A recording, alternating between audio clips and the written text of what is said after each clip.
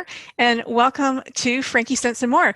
I don't think we've seen you in 2021. Well, here we are. I'm here with Brent, Marchant, the Good Radio Network movie critic, and we are going to be talking about the movies, January movies that he's reviewed and I've watched, most of them anyway. So without further ado, Brent, let's take it away and Hi, Frankie. share what these guys can watch. Well, it's we're getting into the start of award season now, so movies are beginning to trickle out, and they're the ones that are going to be starting to get consideration for awards. Excuse me. The bulk of them are going to be coming within like the next month, so I'm still a little bit light on which ones are going to be, up for nominations right now. But we'll start with a wonderfully warm domestic drama called Driveways. And this has a fairly simple storyline. A single mother with an 8-year-old son ends up traveling out of town to a place where her late sister lived. And her reason for going there is to clear out the house so that she can put it up for sale and so forth. Now, it's really kind of a tense time for her because she's, as I say, she's a single mother and she works. And she's got this 8-year-old son who's kind of on the lonely side, and they're going someplace where they don't know anybody. And even her late sister was somebody she didn't really know very well. So she's kind of going in blind to try and figure out what the next step is going to be. And in the process of sorting out the house, they end up meeting the next door neighbor, who's a Korean War veteran who's widowed, played by Brian Dennehy. And he ends up striking up a friendship with the two of them, particularly the young boy. And it's really good for him because he's finally got sort of a father figure in his life that's been missing. And you see just the evolution of these characters, because it's good for both the mother and the son, but also for him because he's alone as well. And it's just one of these really heart-touching tales that, it just really gives you a good, warm feeling. It's nice to know that there are, still nice people in the world. Right.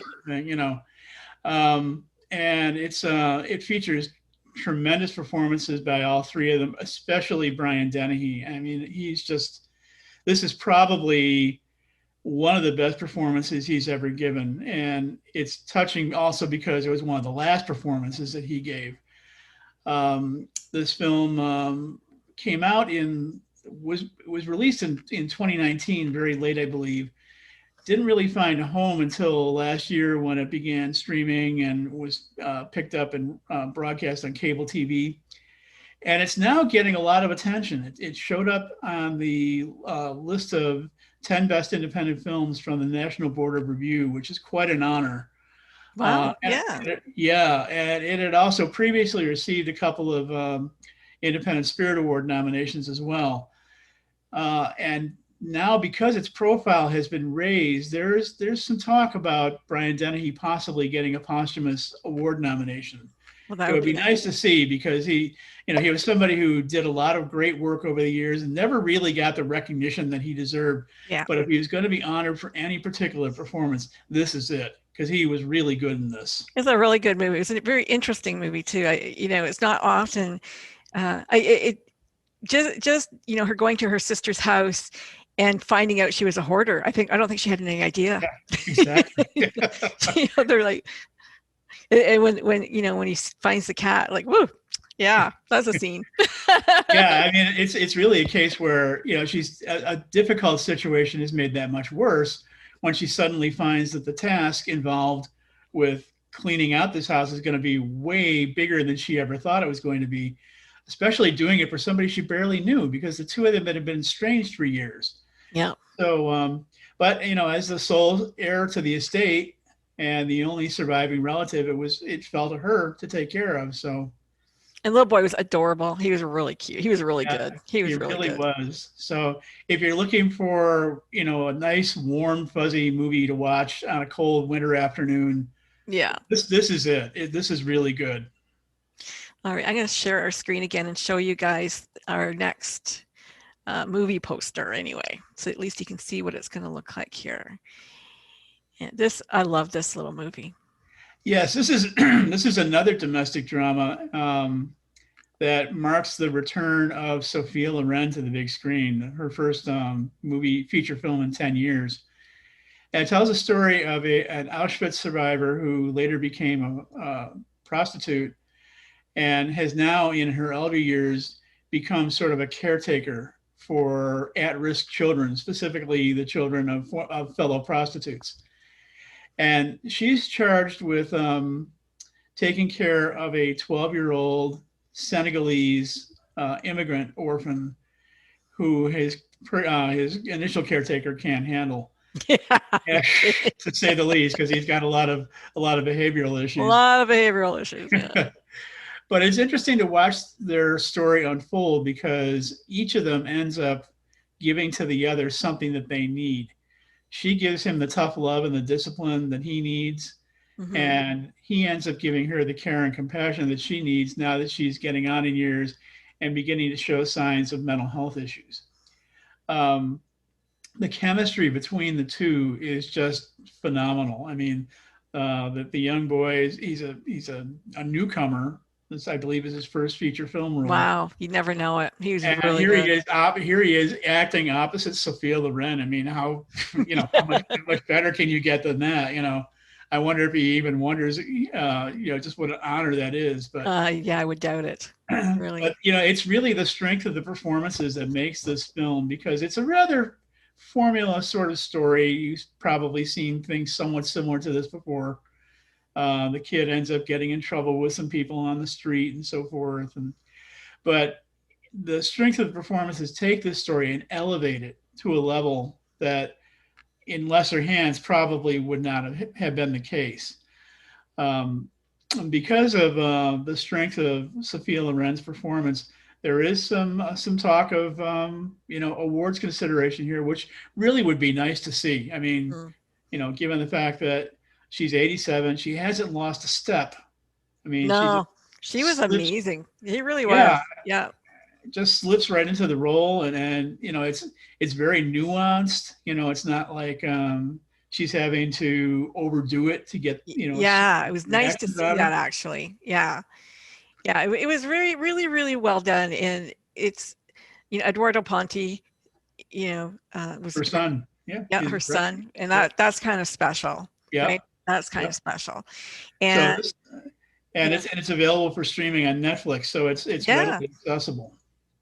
These are some really good movies, you guys. You can just you don't have to pay for this, so it's good stuff. But yeah, that was a really, really good movie, and the boy had his own morality, I guess, or his own ethics.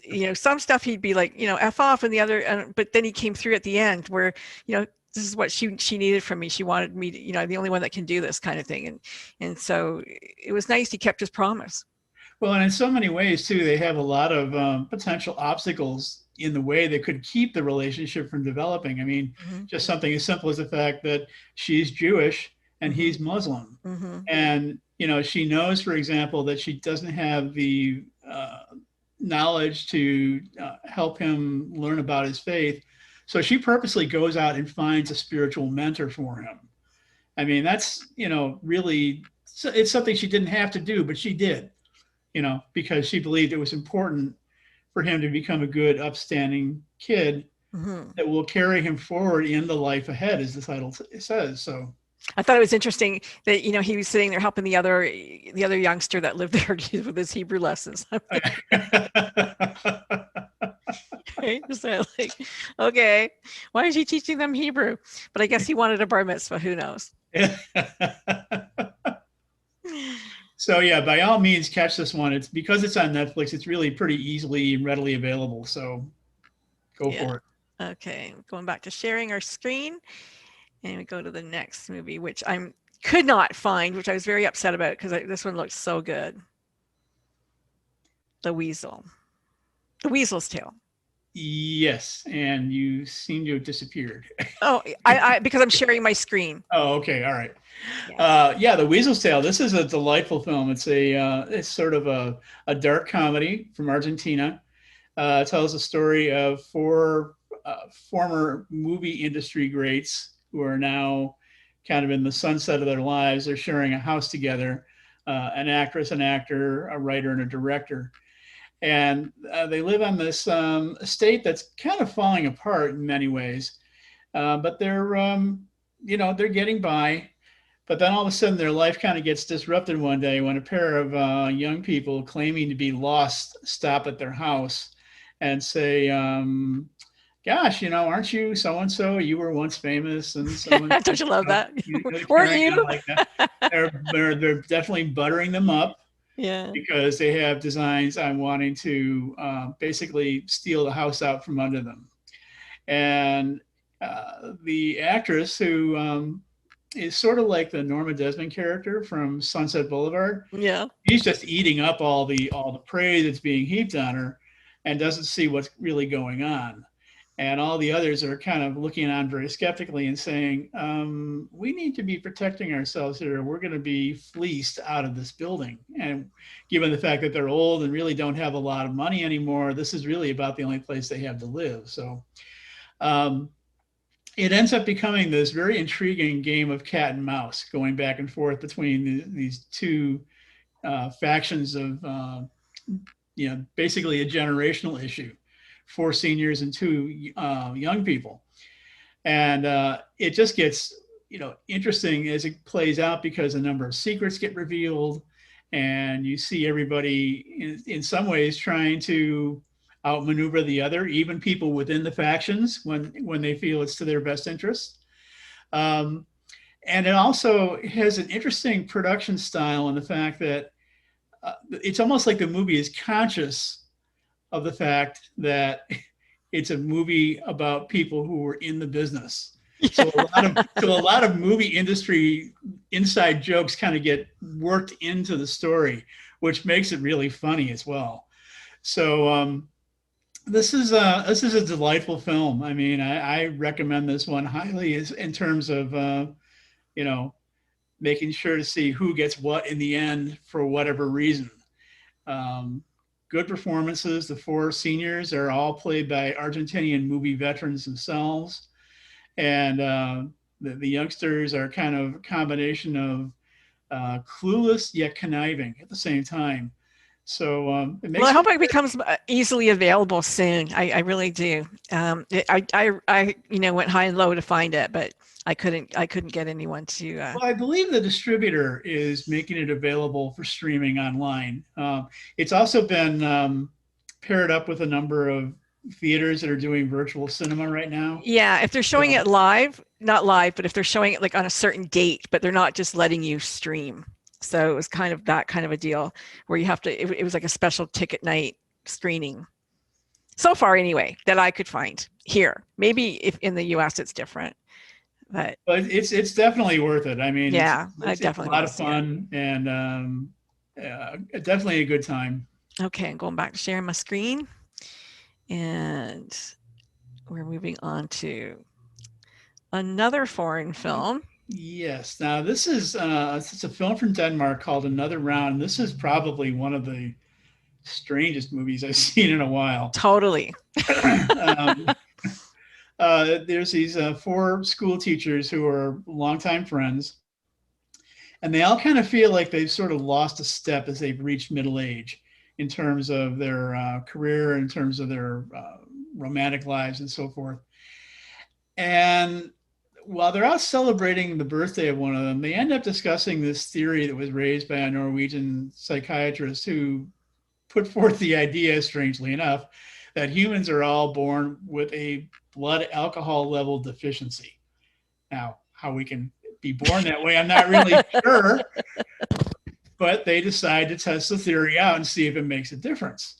Excuse me. So they end up starting a study, as it were, of what it would be like to raise and sustain their blood alcohol levels at a point where they're just on the edge of euphoria, but without getting drunk. And the purpose of that is to see if it makes a difference in terms of their performance professionally and personally that the theory puts forth. So, they end up starting this out with the best of intentions, but the question, of course, becomes, once you let the genie out of the bottle, so to speak, Yeah. Can you end up putting it back at some point? Can you end up realistically controlling your blood alcohol level and your alcohol consumption at a certain point permanently? And that raises some problems for all of them. So the movie ends up kind of taking a turn to the darker side. And excuse me, they all have to kind of come to terms with, how responsible they are in this, taking ownership of the things that they end up creating for themselves as a result of this. It's a very interesting sort of morality play that ends up coming about as a result of this somewhat dubious practice to begin with. It was kind of strange when I was watching it, because I was saying to myself, is it really responsible of a filmmaker to make a story putting this idea out there for people? Yeah. I often wonder about those things. But the director in a number of statements has said that, look, Denmark is a country where high levels of alcohol consumption is part of the culture. Mm-hmm. And something that people there oftentimes don't really talk about. They just sort of go with the flow with it. And is it something that is beneficial? I mean, there is some evidence to indicate that they do get some improvement in their different areas of their life when they first doing this. But can they sustain that over time? Do they, slip into a state of almost perpetual inebriation? And he says that this is something that really the people of Denmark need to bring up for discussion. And that's why he made the movie. He wanted to get the discussion going about this particular issue. Okay. That's such an entrenched part of the culture. And, in other countries, there may be a similar issue that is completely unrecognized. At least in Denmark, it seems to be, sort of simmering below the surface enough that people are aware of it, even if they don't always talk about it. But, it's certainly an important topic that he seems to feel needs to be examined. It's interesting. I mean, people definitely drink more in Europe, I believe. I mean, it's part of our culture, and not to get drunk, just to drink, right? You have a drink. It's just normal to have a drink. Well, in many cases, it's looked upon, like in Germany, for example, it's looked upon as being food. Yeah, exactly. It's not really seen as something separate and apart the way it is, say, in North America. Exactly. I got a new television for Christmas, and so I started to watch this movie, and and of course, it's in Danish, and there's no subtitles, and I'm like, did they make this movie all in Danish? And I didn't realize at first it was all, because sometimes when they put the English title another round, you think, okay, anyway, their first couple minutes, it's all, I'm going, what the heck? And I don't even see any subtitles. And I realized I forgot I had a new TV and I hadn't set up stuff. And so there was no language going to show. So I had to restart the movie. It was interesting. But now this movie is getting a lot of buzz in the awards competitions. Really? Yeah, it really is. I mean, it's almost come to the top of the list among many of the articles that were making predictions about what would get nominated. So, I mean, I thought it was okay. It's okay. I thought it was okay. I've always liked Mads Mikkelsen. Like, I've always, enjoyed his acting. But I wouldn't put it in my top 10 or anything. Yeah. I actually kind of fell asleep. Don't watch it if you're tired, because you're going to go. Well, Mads Mikkelsen's performance is really one of the main reasons for watching this, because I mean, he's somebody, again, whose work has kind of gone under the radar for a long time, and he's made a lot of movies, including a lot of Western movies. But that last one that he did, on the plane, where he's almost by himself, and he's the whole movie is just him and snow, basically, right? But he carries it, and he does it well. Like, you're interested and you're watching, right? Yeah, he's got quite a range. I mean, he's done action adventure movies, and he's done these little independent films, and he was in the movie with Willem Dafoe about Van Gogh. I mean, it Yeah. was just he's just he's a really got a very diverse range, and he really delivers another fine performance here because it's a very diverse performance in many ways as well. Yeah. So um, Okay. it's like you say, it's an interesting film, but like you say, don't watch it when you're tired. Yeah. Don't watch it when you're tired. This one I really wanted to watch, and I wasn't able to find it. Again, it was one of those, we're having a screening night. I missed the screening night. You have to wait for it to come around again.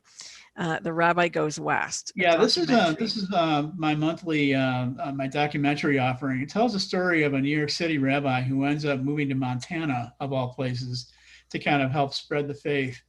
And it's an intriguing kind of fish out of water story in many ways, where you see how he's adjusting to life in an area that's vastly different from where he grew up in Brooklyn. Um, the one thing I was a little bit frustrated by with watching this film is he represents a Jewish sect that's a little bit on the conservative side and often is criticized for some of its antiquated ways. Yet he believes that if you're going to be faithful to it, you need to, go with whatever dictates come with the territory.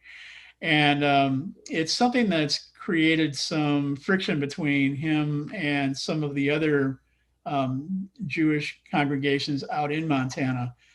It focuses on that a little too much. They have a Jewish congregation in Montana. Yeah, actually, surprisingly enough, there's So he's Orthodox. He's Orthodox Jew. yes. Mm-hmm. And what happened? He didn't keep kosher out there, or like what? No, he does. It's he's very aggressive in terms of promoting what he does, and some of the people in the other sects kind of object to it because they almost feel like they're having this forced on them. They're Reformed Jews, so they don't necessarily follow all of the old traditions, Right. Particularly, for example, the role of women.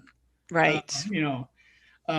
And some of the people who are of a more Reformed area, they have a problem with that. They have a problem with their faith, but they have a problem with some of these customs. Right. So that ends up creating some friction between these different sects that have different congregations out in Montana. Okay. And they focus on that almost a little too much. I realize it's part of the story, but I would have liked to have seen more of the more of the fish out of water type stuff that goes with this. So, but it's still good. I mean, it's worth a watch. It's not a very long documentary, so you're not. Yeah, I like to see it. Just be interesting to see that.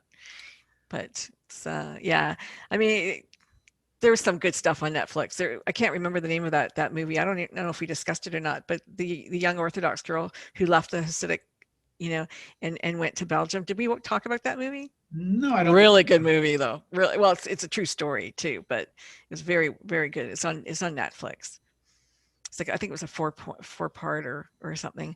Anyway, I was actually going to reach out to her and see if she wanted to come on the show and talk. She's living in Europe now, Okay. But yeah, she left her community. I mean, she thought there was something wrong with her. They thought there was something wrong with her, but there wasn't really. It's just, lack of experience with her, her husband, and just the way that they, she had to shave her head at the wedding, and she had like all the stuff that this guy is promoting. It just doesn't work for women. It's just not good. Not a good thing. and yet there are women in this film who are perfectly willing to go along with it. Yeah. And who seem quote unquote liberated in virtually every other aspect of their lives. Yet when it comes to this one particular area, they're willing to sacrifice all that because they believe, hey, this is part of my faith. This is what I need to do. So yeah, well, I do believe in that because I kind of believe, I grew up as a Reformed Jew, and I left when I was 12 years old, but I do kind of believe that if you're going to follow a religion, you follow the religion whether it's difficult or not, because that's your choice to choose to do that. And so as you take things out and go, oh, this makes it easier for me, and that makes it easier for me, what are you doing? Like, yeah, like it's not. Okay, you're making it palatable for you, but are you it's just as, are you still religious, or like, I don't understand. So like, either you have a religion or you don't have a religion. You can believe in God and not have a religion. You don't have to have all those things, but at the same time, what do you believe in? So I've always felt that, I respect them for how difficult it is. You don't drive after sunset, you don't cook, you don't, sun up, sundown on the weekend, your lights don't come on. Those are difficult things in today's world. But at the same time, if you're not willing to do the hard stuff, just like the Catholics too. I mean, it used to be fish on Friday. Now you don't have fish on Friday, right? Like, we make it easier. So is that a good thing, or is that like you guys are I guess pussies, like, really, what is it? Well, yeah, I remember seeing somebody talk about Catholicism in those terms, and basically say, if you're going to do it, you have to do it. It's not a salad bar. Right. Well, right. Okay, but I get it. I get both. I could argue both sides. I get it. But I always just kind of felt like, well, if you want to have a religion, I guess people need their groups. I mean, they find people in different groups. So I guess that's what it is. But I kind of respect those who are doing the more difficult. Not that I believe in it, but I respect it. Well, this, excuse me, this movie certainly gets into all of those kinds of questions in depth. And, it's, yeah, it's a matter of personal choice. And I mean, I live close to Mennonites. They're in their horse-drawn buggies, and it's freezing cold outside. They don't have, they don't have cars. They're not using them. So you look at that and you go, okay, you guys are doing the old way, and bless you for that. Like, it's not easy, and you're trying to raise your children that way. Yeah. Every teach their own, and I, not good or bad. It's just, I can admire their tenacity to try to do something when the world wants to take it away from you, and say, move on, get into this, 21st, 22nd century, or whatever it is. Especially in Montana.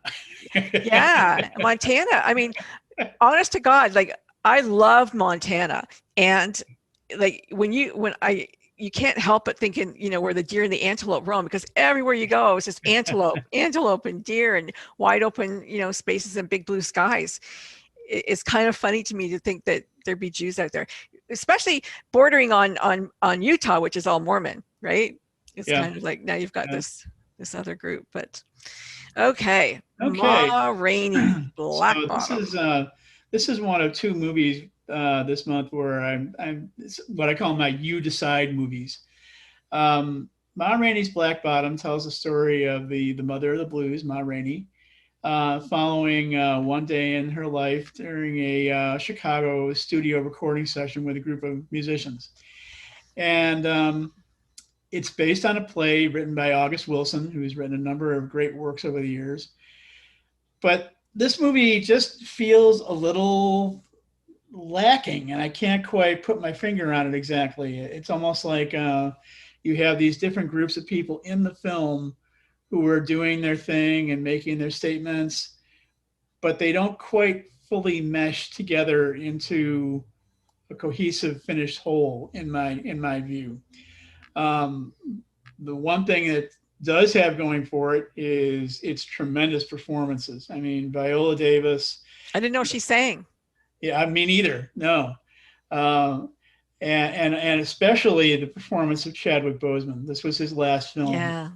And you can tell just from his performance that he was pouring his heart into this role. I mean, he knew that his days were numbered, and really wanted to bring out that level of fervor and intensity, that this role deserved. Yeah. And he was just phenomenal. I mean, it's kind of sad to say that with each new movie he made toward the end of his career, he was getting better and better. Yeah. But I think it was a case of, he knew he had to get this out of him while he still had the opportunity to do it. Really sad. He's too young, way too young to go. And you can see in his performance that his health was failing. I mean, it shows. I hate to say that, but but he gave it his all, and the performance is just tremendous. And so this is on Netflix, and I unfortunately I didn't get a chance to see it yet. And I was planning to watch it actually, but I didn't get a chance this week. But I definitely am going to watch it because it looked, that's something that I don't know, just feel like you have to watch. Yeah, I mean, this movie is definitely getting a lot of buzz. It was on the National Board of Review list of top 10 films, and it's also picked up a number of Independent Spirit Award nominations. And I'm sure it will pick up nominations in other competitions as well. I would not be surprised to see Chadwick Boseman get a posthumous Oscar for this performance. Like I say, it's a collection of good performances. It's a collection of moments, but I kind of was waiting all throughout the film for it to kind of come together better than it does, which was a little disappointing. So again, my point here is saying you decide. Got it. Okay, let's go back to sharing my screen. We'll look at the next offering here. Okay, and this one is another you decide movie, Promising Young Woman.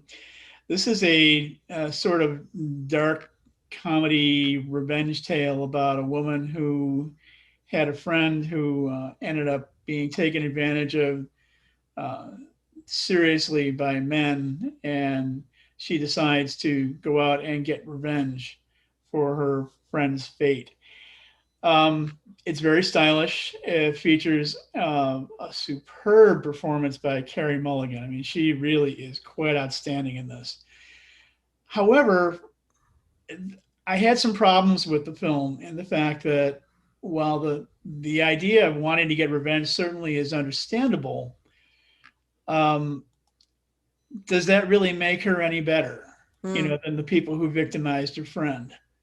Particularly given the fact that she tends to go about it somewhat recklessly and irresponsibly in some ways in terms of the people who she goes after to bring this vengeance about. Some of them seem to have nothing to do with the situation that caused the problem for her friend. So I did not see this movie because I read it wrong and I thought it was Parts of a Woman, not Promising Young Woman, which was a fantastic movie, by the way. On Netflix. Amazing. Oh, Pieces of a Woman. Pieces of a Woman, yeah. So, I kind of came away from this movie with mixed feelings. I mean, it was a good performance. It was very stylishly made. There are some funny bits in the movie. And I can understand that the issue of women being victimized needs to be brought to the forefront more, but is she really going about it the right way? Yeah, revenge is never pretty. I don't believe in revenge. I think it's, when you have to get revenge on somebody, that just shows you that you haven't grown spiritually enough. I think, that's their journey and their bullshit. You need to figure out how you can just let it go. And I get how badly people want to, but it's not pretty. Well, the idea of revenge kind of comes up actually in two of the movies we're talking about today. One was The Weasels Tale, and one was this one. Now, in The Weasels Tale, it's done playfully. It's more understandable, especially when you see these seniors being victimized. Right. But they had almost like legitimate cause for trying to go after that. See, teaching somebody a lesson is different than revenge. Yeah, exactly. That's a really good way of putting it, because this really is more of a teaching people a lesson movie. And on top of it, well, I'm not going to give away the ending, but I will say that the ending of this film was awful. It was too long. I would have definitely taken it in another direction. It's easy to see how it could be taken in another direction and have much more effect. But they chose to go the way they did, and I was really kind of sorely disappointed by that. So again, my point here is you decide. This one is getting a lot of award season buzz. I mean, particularly for Carey Mulligan, but also in other areas. It's picked up accolades from the National Board of Review and the Independent Spirit Awards. So people are high and hot on it. So it's funny. It's a Christmas movie. But, the thing is, it really was not supposed to be. It was originally supposed to come out last April. In fact, one of the last movies I saw in a theater before they were locked down, I saw the trailer for this, and it was supposed to come out in April.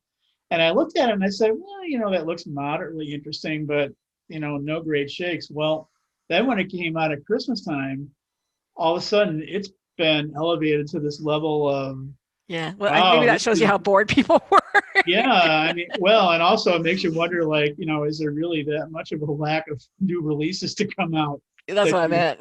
that you would, yeah, that you would take something like this Excuse me. that was originally supposed to come out at a time of year, which was sort of a, Yeah. the dumping ground time of year because, well, we invested in the distribution, we're going to put it out. But all of a sudden now, when it got moved to the award season, it's like, oh, this is, tremendous. So, yeah, that says something interesting about distribution schedules for films in terms of, when they get put out and how much praise and attention they end up getting for that. Yeah. Yeah. So, um, Okay, let me go back. personally, other than Carey Mulligan's performance, I don't know that I necessarily think this is worth a whole lot more than that, but I like Carey Mulligan, though. I've always liked her. she is really good in this. So, Okay. okay, now Gal we come to the Gadot. one to avoid at all costs. Wonder Woman 1984. Um, this movie is a train wreck in so many ways. And it's really a shame because I really like its predecessor. The first Yeah. movie in the franchise was so good, so entertaining, so well made. This has got so many problems that I don't even know where to start. It's a lot of it doesn't make sense. Um, the idea of setting in 1984, there's very little in the way of concrete references to things related to the 80s. There's certainly almost nothing related to the Orwellian references to 1984. Right. So you couldn't figure out what the hell is 1984 all about. Could have been Yeah, anywhere. so why are you making such a big deal about this since it doesn't really play into the story Mm-hmm. in the way it's represented in the title? That's just kind of odd to me. So Yeah. Yeah. I get um, that. it features it tends to overemphasize the villains at the expense of the heroes, which is kind of strange. The action sequences really just aren't that interesting. I mean, they seem kind of derivative. It's like you've seen them before in other movies. Yeah. Yeah. The only thing that this, in my book, that this really had going for it was the supporting performance by Kristen Wiig as one of the villains. I mean, She's she's good. terrific. But it's kind of like the movie's only saving grace in many ways. Um, this one came out on Christmas Day in theaters where they were open, and also it premiered on the HBO Max streaming service. And I think it was probably like one of the main things that people did on Christmas Day, who was watching this movie because it was Yeah. one of the few new things that was coming out, and it was much anticipated. And it was just such a letdown. I mean, a number of people I know who didn't see it as early as I did said to me, well, I'm still going to watch it anyways. And then after they watched it, say, boy, was that ever a waste of time. So I don't like to dump on movies, but gosh, when they fall flat on their face, I think it's important for people to know. And Yeah. for Wonder Woman 1984 in particular, this was a franchise that started with a movie that was sending a lot of very positive messages to young women about empowerment Yeah. and, Sorry. Just got things doing. being themselves. And um, this one just was such a letdown in so many Yeah. ways. I know that she was, she had talked, Gal had talked about, COVID, and they were waiting, and how difficult it was going to be to film this. And I don't know, maybe all of that just, who knows? Just, Well, I think a lot of it was filmed in advance because it was originally supposed to come out last summer. This was supposed to be one of the big summer blockbusters of 2020. And because theaters were closed, they didn't know when they were going to reopen. They ended up pushing its release date back. And when they did it, they still weren't sure how open they were going to be at the end of the year. So that's a big part of the reason why I think they struck the deal with HBO Max to release it simultaneously in what theaters were open and over the streaming service, so that more people could see it that way. And given the fact that very few things actually came out on Christmas Day, unlike other years, this one just caught everybody's attention, saying, "Ooh, we finally get to see it." I have to say that I think that their pricing is a little prohibitive for, HBO Max. yeah, like Apple, like when Mulan came out, and I think this one's Mulan was like at $32. Is that I think this is that around was Disney 25. Plus. Yeah, That was Disney 26. Plus. Yeah. Well, this one is, I think Wonder Woman was like $24, I think, something like that. It just seems like a lot of money to, when you're watching at home. And I get it, but it's not the theater. It's not the theater experience. I think with a lot of movies these days, with the first runs that are going directly to streaming, the idea is they probably assume that, well, there's going to be at least two people watching it. So we're going to charge you the price of two movie tickets. Yeah. Whether that's actually the case or not. I mean, if it ends up you're having a watch party with 4 or 5 people, well, then you make out like a bandit. You end up coming in, cheaper in the long run. So, but yeah, that's certainly been the case because a number of other pictures that are coming out in first run directly to streaming, you're seeing that be the case. And I think, even if the direct to streaming trend continues, you'll probably continue to see that now that theaters are beginning to reopen again. I mean, I don't know what the situation is like where you're at, but they're reopening. We're on total lockdown, and they just extended it another 14 days. In Chicago, they're reopening this weekend. Okay. So they're going to be having limited hours and limited screening time, but they are reopening. This is the first time since the beginning of November. So, we'll see how that plays out. But one movie I'm really looking forward to watching, I think it comes out tomorrow on Apple, is Palmer. Have you heard about that movie with Justin Timberlake? No, I haven't. It's kind of interesting because it's about this guy who just gets home from jail, and I guess he's in a trailer park, I think. And there's a young kid whose mother took off or whatever, who I believe is, I don't know if they're transgender, but it's a little boy who dresses like a girl, and he wants to, and and I think he looks at this kid and he's like, what are you doing? Like, why are you making things so hard for yourself, kind of thing, right? But kid seems either unaware or doesn't care or whatever, but he takes him under his wing, and it just seems like a really interesting that does sound like an interesting movie. Yeah. I think it's going to be really good. I've been waiting for it every time. I go, isn't it on yet? But I think it starts on Friday. So there are a couple of films that are highly anticipated that are getting ready to open over the next couple of weeks, and I'll probably have reviews for them for our next show. But one is Nomadland, and another one is a small independent film called Minari.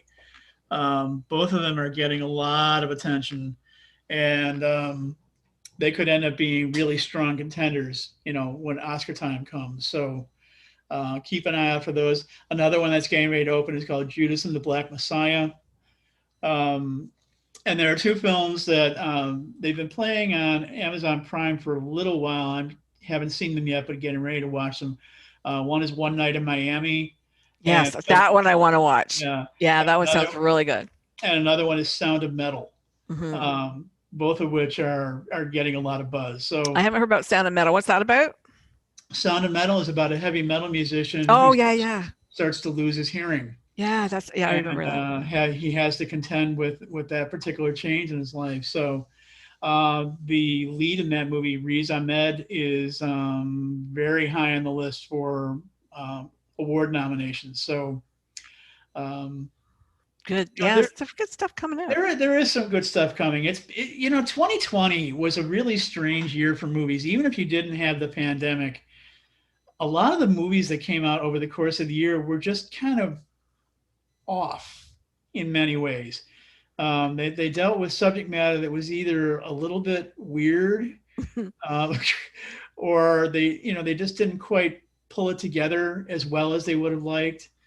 It was a weird year. I think we've all been weird. and then when you added the pandemic and the theaters being closed down, the delayed release schedules, it just kind of made it even stranger. So in coming into award season, I've read a lot of very wide-ranging predictions with a lot of films in contention for possible honors.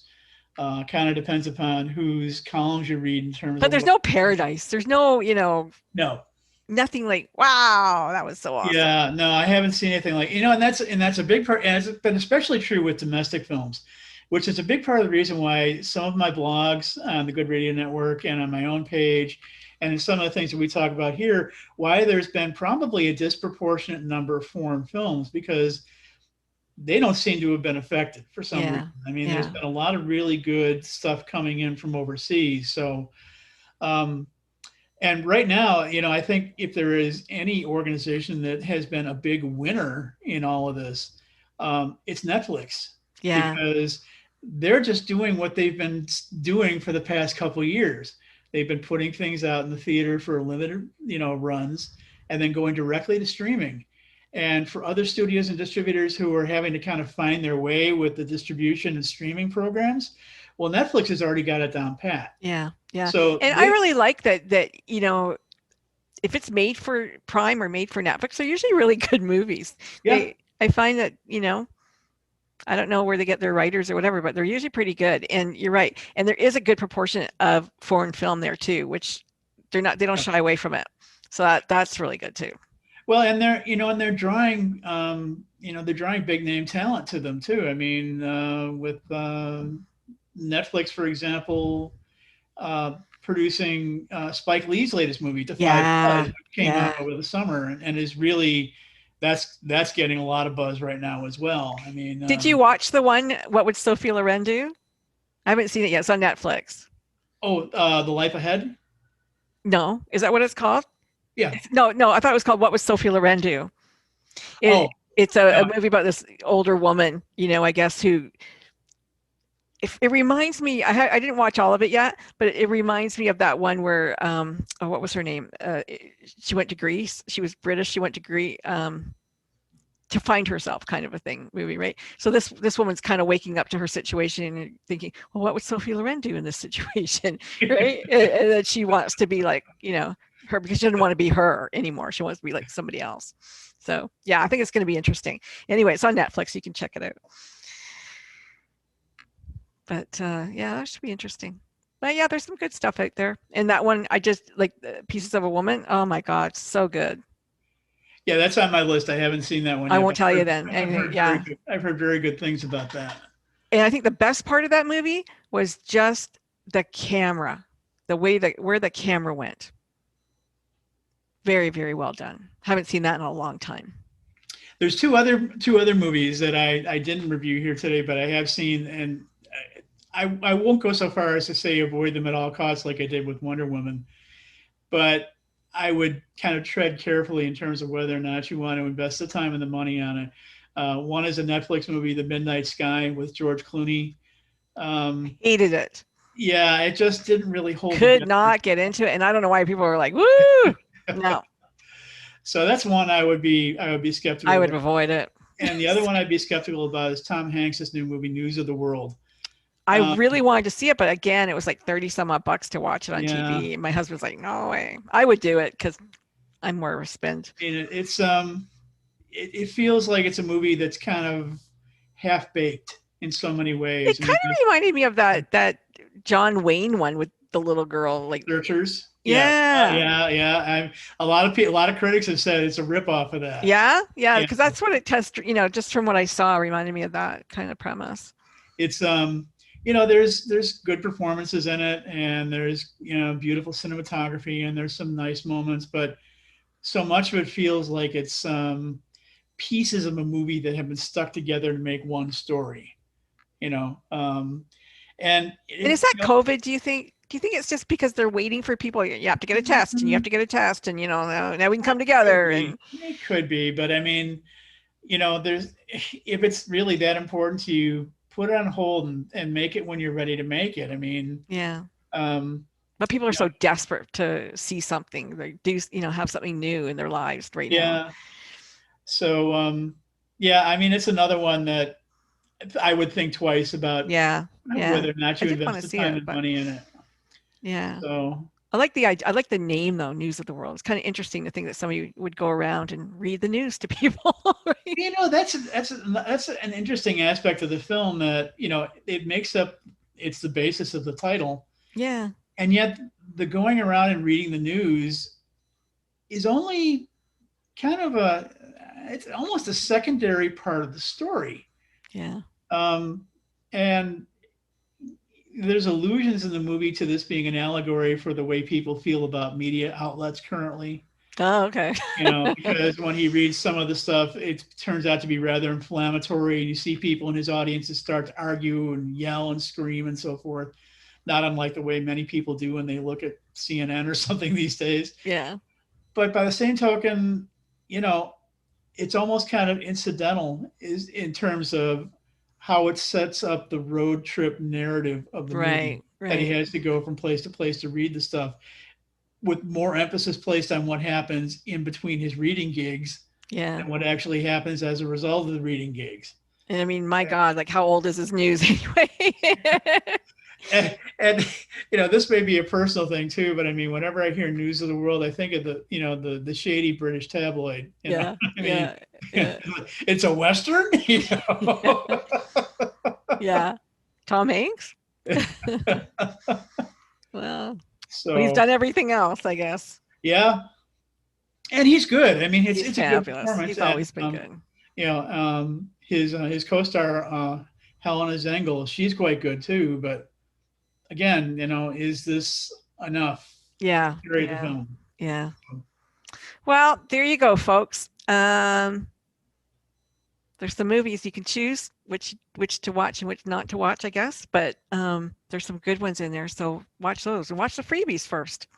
See what you Yeah. think. See what you think. Anyway, And you'll be back next month. Next month we'll start talking more about award nominees. So Yeah. Yeah.